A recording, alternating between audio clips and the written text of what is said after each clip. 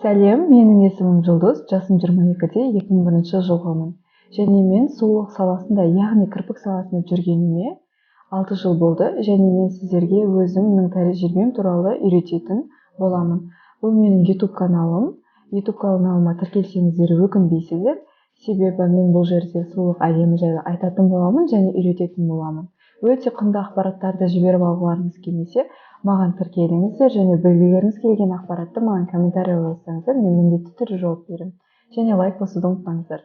Бүгінгі айтылатын тақырып ол мегаобъем жайлы. Өздеріңіз мұнда көріп тұрғандай, көзі средний қыз. Неге мен бұл қызға мегаобъем жасаймын? Потому что бұл қыз постоянно макияжбен жүреді, постоянно сценаға шығып жүреді. Из-за это макияждан оның кірпіктері көрінбейді. Сол үшін біз оған мегаобъем таңдадық. Және длинасын 9-дан 13-ке дейін таңдадық. Мегаобъем тағы қандай жағдайларда кірпікті мегаобъем қылып жасауға болады? Ол адамның өзінің естественно кірпіктері қалмаған моментте, потому что мегаобъемнің өзі атайып тұр, өте қалың кірпік деп. И кірпігі жоқ қыздарға солай қалың эффектпен көзін визуально қатты ашуға болады. Өздеріңіз көріп тұрғандай, мен Nagaraku фирмасын қолданамын және әр видеода осы Nagaraku фирмасын айтамын. Өйткені шын өмірде де мен осы Nagaraku фирмасымен қолданамын.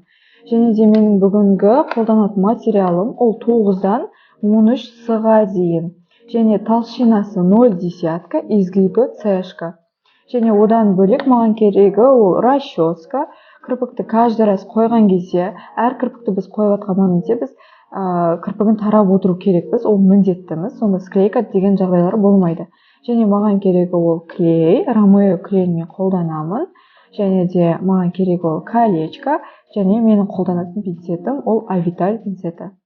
Өздеріңіз мұнда көріп тұрғандай, мен кірпіктің үстінен жабыстырғам. Бұл натуральный эффекттің мегаобъем түрі, яғни қалыңдатылған түрі.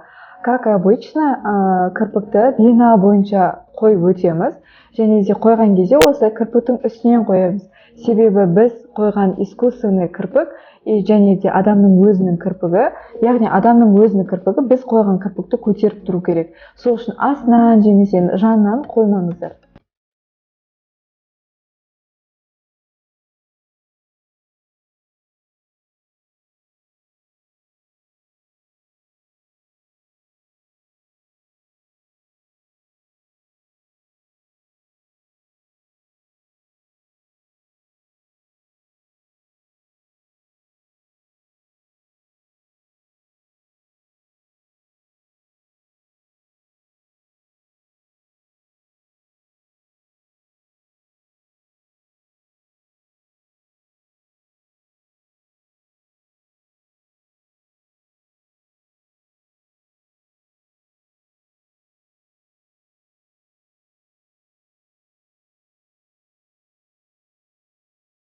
Бүгінгі сабағым, бүгінгі ақпаратым сіздерге қызықты болатын болса, маған подписаться етуді ұмытпаңыздар.